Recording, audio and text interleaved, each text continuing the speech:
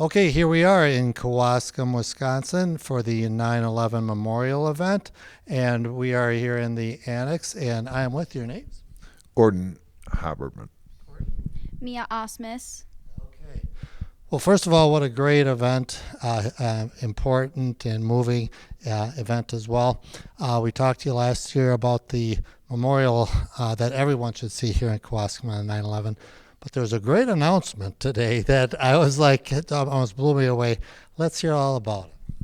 Well, on Monday evening, the village board voted to allow us to build an entirely new building here, a 9/11 Memorial Museum with a community room for residents of Kewaskum and for groups to gather. How did that come about? You know, over the years we had talked about it, the memorial outside, so beautiful, right?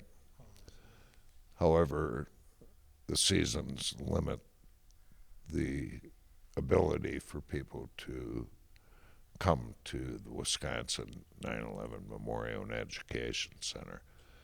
So thoughts, I'd been thinking about this for 5 years. My partner and I, Jerry Gosa, who was instrumental in the memorial, we both said, eventually we got to have this somehow.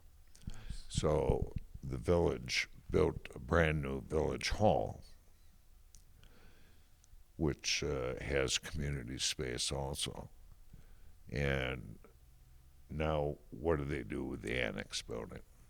So that's how it came about. We hired a American construction company.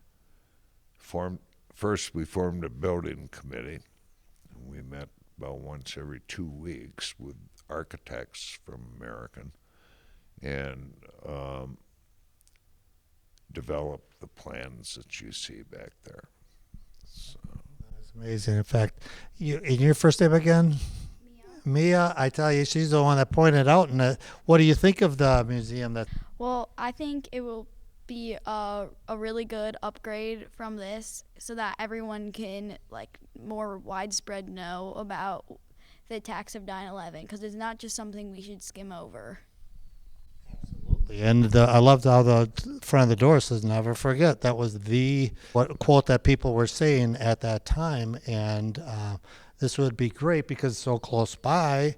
It would bring more people. And like Absolutely. You said, keep it on. It'd be a 360-day-a-year type arrangement. Can you talk about the design of that? I really like the design, what it looks like, but can you talk a little bit about that? Well, I guess the first thing people would notice would be the tridents, which are reminiscent of what you would see when you went to the trade centers. The lower floors were tridents. And American construction put a lot of thought into it, and they're on a scale, I think, of 30-1 of what the tridents were on the trade centers.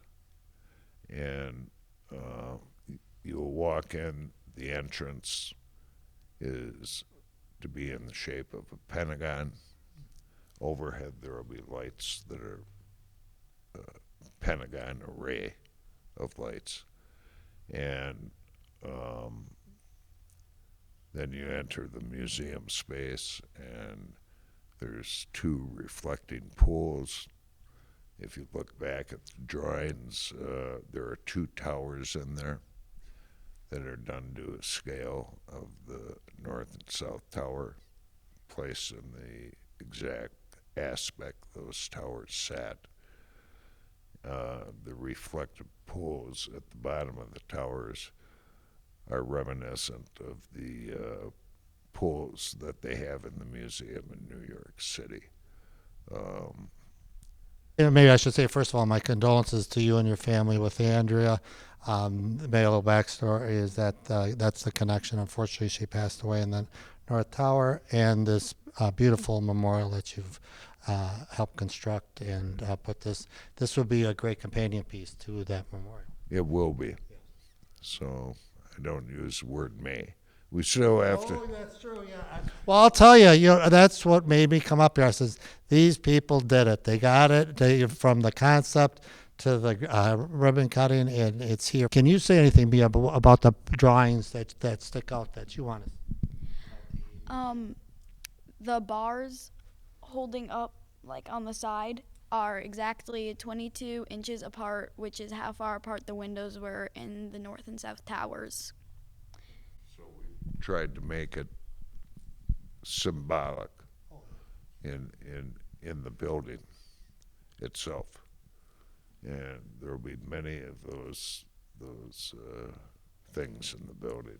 The veranda overhanging the eating area that people will have. For example, the roof of that has exact representation of all 93 elevators that were in the north and south towers.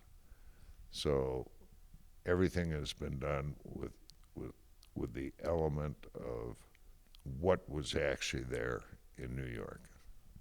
The floor of the museum will replicate the floor that was in the plaza at New York City. So we're trying. Well, we're going to help. Let's hear this timeline. What do we got to do to make this a reality? Well, we have some wonderful plans, but it's going to require a lot of funding. Okay. And that funding starts in earnest probably tomorrow.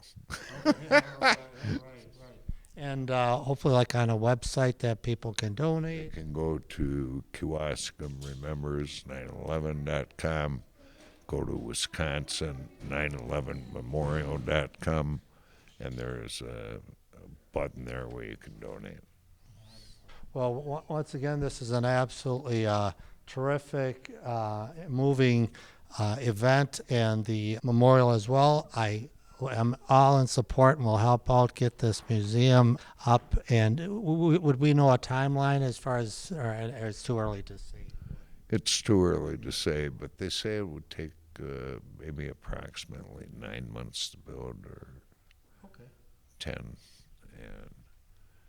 we'll see. Well, like I said, great job on the memorial that you have. Now I encourage anyone to come out to Kewaskum. And I know you've had people all over the country come over and check this as well.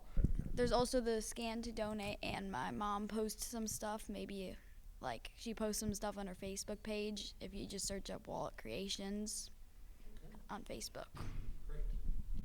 Well, once again, Gordon and Maya, I just want to thank you so much for talking with us today. Once again, Kewaskum has a great memorial here for 9/11, and will definitely help and support the new proposed museum.